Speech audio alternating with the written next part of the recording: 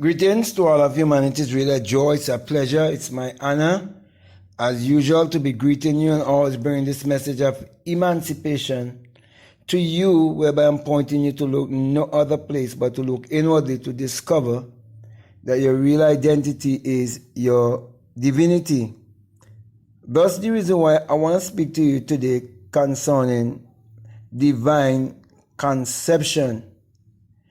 And that was what Abdullah was teaching Neville Goddard to teach humanity how to understand divine conception so that they will be able to create their reality consciously.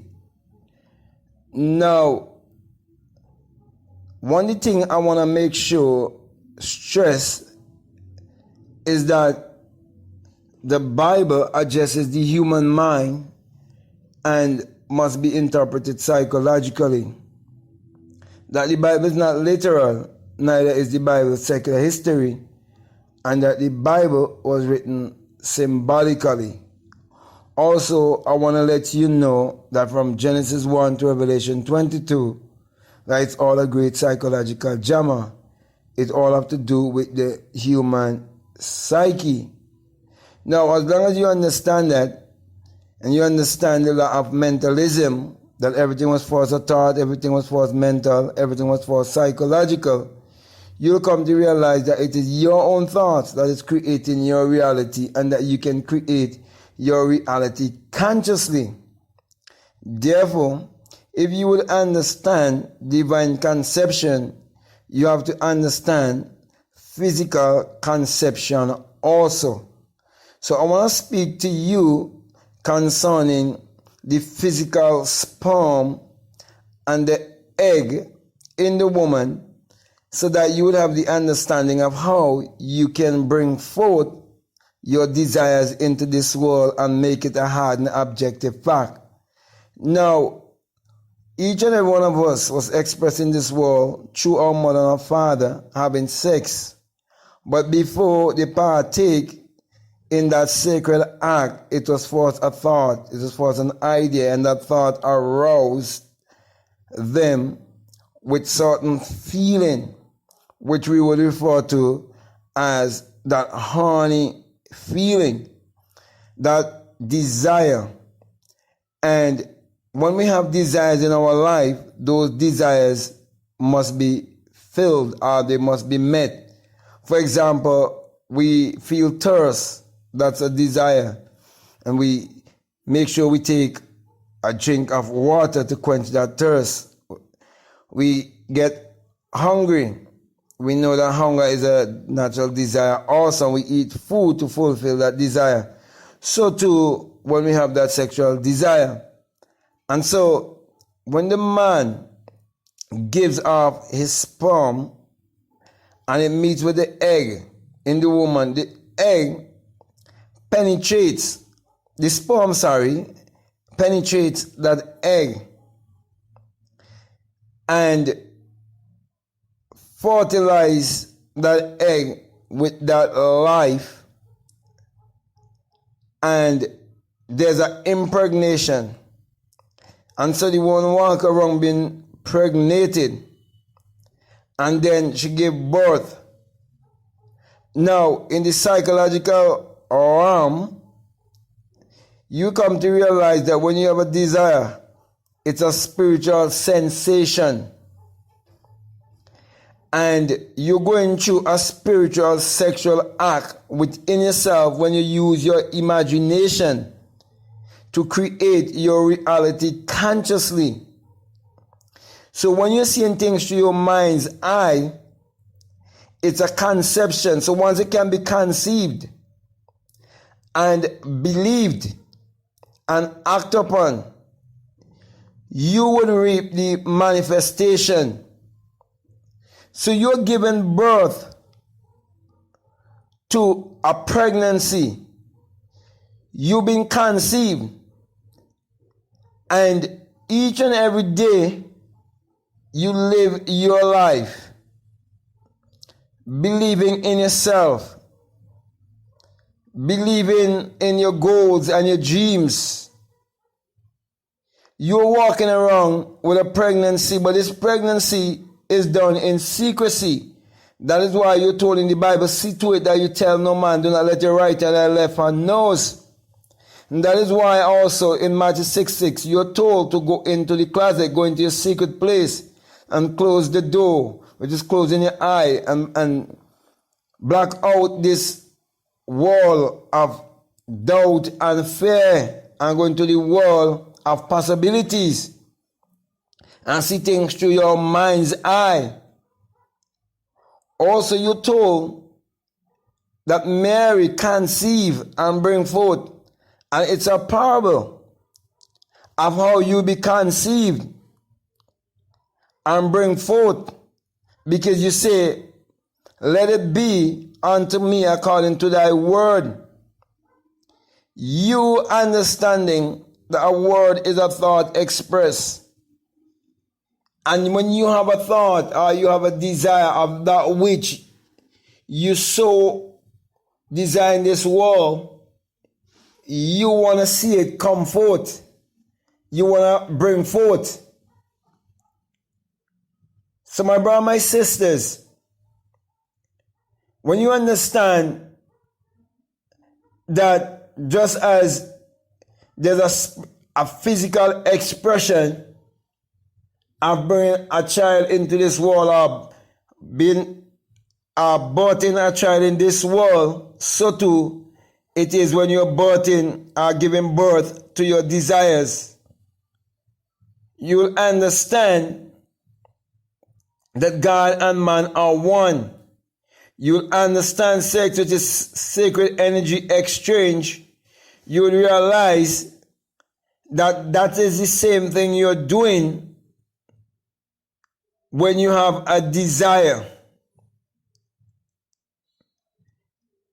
You will understand why the Bible says that the Lord thy maker is thy husband. You understand divine union. You understand true marriage. You understand the conscious and the subconscious mind must come in union, in agreement. And whatever God joins together, no man can put asunder. And so when you have your desire, no one in this world can stop your desire. You have to believe it. And as long as you can see it in the inner world, you can receive it also in the outer world, because it will become a hard and objective fact. And you'll be able to say the word became flesh and we handle him, which means you'll be able to contact that which was just a wish by the five senses. So my brother and my sisters, Abdullah was able to teach Neville Goddard these things concerning divine conception. So he said to Nevill, when Nevill had that burning desire to go to Barbados and doubt and fear was coming, he was telling Nevill that there is no such a thing as a small pregnancy. If you're pregnant, you're pregnant. Carry the baby. Do not take an abortion, because when you allow doubt and fear to come into your mind concerning that which you want to manifest, you'll be taking a spiritual abortion. So my brother and my sisters, everything in the natural is to teach you about the spiritual. Everything in the outer world is to teach you of the inner world. So as above, so below, as it is within, so is it without. That is why you have to learn the laws that control humanity and the laws that governs the universe. And Abdullah was teaching Neville Goddard all of these things. But it wasn't until he had that burning desire, Abdullah teach him about having divine conception and teaching him how to bring forth. So many times people say, that's my brainchild. What do you think they're speaking about when they say that's my brainchild? Or that's the brainchild of Tesla, or that's the brainchild of Elon Musk, or that's the brainchild of Jeff Bezos, or that's the brainchild of Tyler Perry, or whoever. It's a bringing forth. It's a conception. It's a divine conception. So I'm encouraging you not to take any abortion. Believe in yourself. Trust in your imagination. And put your imagination to work. You're told in 2 Corinthians 13:5 to examine yourself. See if you're in the faith or not.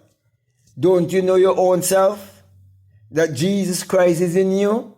That it is the creative power that is within you? That you must be conceived and bring forth? That you are the Mary? Don't you realize that the Bible is your spiritual autobiography that must be interpreted psychologically? So my brother, my sisters, all of the lectures of Neville Goddard, they're teaching you of divine conception, because that was what Abdullah was teaching Neville Goddard to teach you the rest of humanity. That is why I just want to come to a close here by saying to you that never should you see sex as a taboo. Never should you see things the way that it was taught to us by secular Christianity or by the system, where they have us to look outwardly, to believe in guilt and shame, and to keep us in poverty and mental slavery. But my encouragement is to look inwardly. That is why I always encourage you to look inwardly, because when you do that, you discover that your real identity is your divinity. So with that being said, my brother, my sisters, I believe I would have given you a mouthful. And I want to thank you very much for listening to me. And I would like to say, if this is the very first time that you're listening to me and what I'm saying, it really makes sense to you and it's resonating with you. If you haven't subscribed already, I'm encouraging you to subscribe, to like, to comment, or to share this video. But before I leave you, I just want to remind you that this message I bring to you, that it is the single eye message of self-realization, of which Matthew 6:22 says that if your eye be single, your whole body will be full of light. And my brother and my sisters, hadn't it been that my whole body was filled with light, when that single eye opened within me, I wouldn't have been here bring this message to you. That is why I always testify to you, saying to you that you would first experience a great and mighty shaking, and then you would hear the unholy wind, and you will awake from the dream of life when the single eye opens, and you will ascend like a fiery being and burst your crown chakra.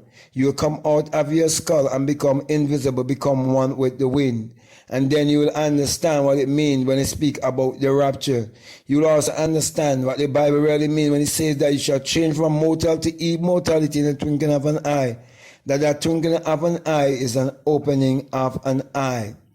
Also, you'll be able to share with the world that truly their identity is actually their divinity. Also, that's the reason why I always say to you, let no one brainwash or deceive you to make you believe that the single eye above the pyramid and the US dollar, that it's an evil symbol. No, it is the all-seeing eye of God in you, who is your imagination, for you would have an awakened imagination and come to realize that it is the eye of the mystics, the eye of the prophets, the seers, those who would vibrate beyond humanity and come into their divinity and tell you the story of your life, that the Bible is your autobiography that must be interpreted psychologically. That's the reason why I always put my hand above my crown chakra and say to you, when you have the experience, that you also realize that it is the rising of the sun in a son, and that it is the dawning of a new day in your life. For the sun, as in the sun, parallels the human imagination, and the human imagination parallels the sun. For without the sun, there is no life and there is no light. And without the human imagination, there isn't anything made that was made. And you're told in the Bible, in Psalms 84:11, that the Lord thy God is a sun and a shield, and no good thing will he withhold from you. And truly the Son has never withhold any good thing from humanity, for the Son is what powers all of humanity and give all of humanity its energy. Also in Malachi chapter 4 verses 2, you're told that the Son of righteousness shall arise in you with healing in his wings.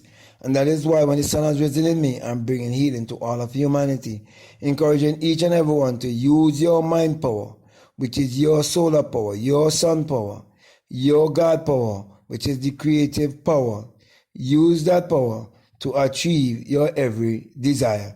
So that being said, I want to say peace, love you all, I'm out.